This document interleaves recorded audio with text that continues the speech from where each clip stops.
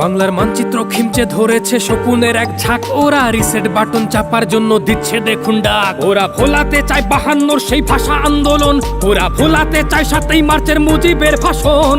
যেই ভাষণে দেশের টানে রক্তে জোয়ার এলো, যেই ভাষণে বীর বাঙালি মুক্তিযুদ্ধে গেল, সেই ভাষণে রক্তে আগুন শরীরে দেয় কাটা, সেই সুর থামিয়ে দিবি এমন বুকের পাটা। তোরা 71কে মুছে দিবি এতই তোদের ক্ষমতা, পালাবার সময় পাবি না খেপে গেলে জনতা। ভুলে যাব ছেলে হারা মায়েদের কান্না, ছেলে তার ফেরে নিত ঘরে, মায়ের চিঠি পকেটে রক্তে ভেজা মাঝ বসে রেল লাইনের ধারে। ভুলে যাব অমর 21শে ফেব্রুয়ারি, রফিক শফিক কত নাম, ভুলে যাব লাখো মা বোনের মানহানি, ভুলে যাব সব রক্তের দাম। মুখে বলে দিলি ব্যাস মুছে গেল ইতিহাস, মন থেকে মোছা এত সোজা। ইতিহাস নিয়ে খেলা করিস না, পারবি না বইতে সে পাপের বোঝা। সেই ভাষণে রক্তে আগুন শরীরে দেয় কাটা, সেই সুর থামিয়ে দিবি এমন বুকের পাটা। তোরা 71কে মুছে দিবি এতই তোদের ক্ষমতা, পালাবার সময় পাবি না খেপে গেলে জনতা।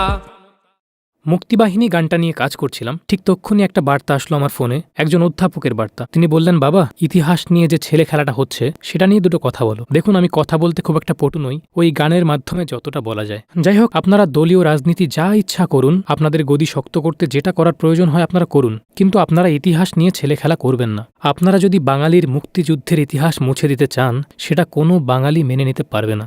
যদি কিছু দিবস আপনাদের কাছে খুব বেশি মনে হচ্ছে, সেগুলো আপনারা কাটছাট করুন, কিন্তু তাই বলে 15ই আগস্ট, 7ই মার্চ এগুলো কি করে কাটছাট করতে পারেন আপনারা? 7ই মার্চে যখন পাড়ায় পাড়ায় বঙ্গবন্ধুর সেই বজ্রকণ্ঠ বেজে ওঠে, তখন প্রত্যেকটা বাঙালির ভিতরে একটা বিশেষ অনুভূতি হয়। আপনারা কেন সেটাকে কেড়ে নিতে চান? আমি বুঝতে পারি না আপনাদের মুজিবকে নিয়ে এত কিসের সমস্যা। যে মানুষটা জীবনের অর্ধেক কাল জেলে কাটালো, এত অত্যাচার সহ্য করলো, কিন্তু শেষমেশ সেই স্বাধীনতার স্বাদ কদিন পেয়েছিল, তাকে কি নৃশংসভাবে সপরিবারে হত্যা করা হলো। সেই দিনটাকে আপনারা শোকের দিন ভাবেন না? তো এবার আমার প্রতিবাদী পরিবারের সদস্যদের যেটা বলার, সেটা হচ্ছে, আপনাদের কমেন্টসগুলো পড়ে খুবই ভালো লাগে যে মানুষের মধ্যে মুক্তির চেতনা এখনও আছে, মুক্তিযুদ্ধের সপক্ষের লোক এখনও আছে। হ্যাঁ, কিছু বাজে কমেন্টস যেগুলো আমার চোখে আসে, সেখানে বলা হচ্ছিল যে আমাকে গান করার জন্য দলীয়ভাবে ফান্ডিং করা হয়। ব্যাপারটা খুবই হাস্যকর। দেখুন, আমি এতগুলো গান রিলিজ করলাম, আমার সামর্থ্য নেই বলে কোনো আউটডোর শ্যুট কিংবা ভালো কোনো প্রোডাকশন থেকে খুব সুন্দর ভিডিও করা কিংবা খুব সুন্দর এডিটর দিয়ে কাজ করানো, এগুলো আমি করতে পারি না। যার জন্য পুরো কাজটা আমাকে নিজের হাতেই করতে হয়। নিজে গান লেখা, সেটা সুর করা, তারপর সেই গানটা পরিবেশন করা, তারপরে ভিডিও রেকর্ডিং, এরপরে এডিট করা, এভরিথিং এগুলো আমাকেই করতে হয়। যাই হোক, যারা আমাকে বলছেন যে আমি অর্থের বিনিময়ে কাজ করছি, তারা আসলে ভাবতেই পারে না যে মানুষ দেশের জন্য কিংবা মানুষের জন্য অর্থ ছাড়া কোনো কাজ করতে পারে। শুধুমাত্র অর্থ ছাড়া কাজ করা নয়, তারা নিজের অর্থ ব্যয় করে দেশের জন্য বা মানুষের জন্য কিছু করতে পারে বা বলতে পারে।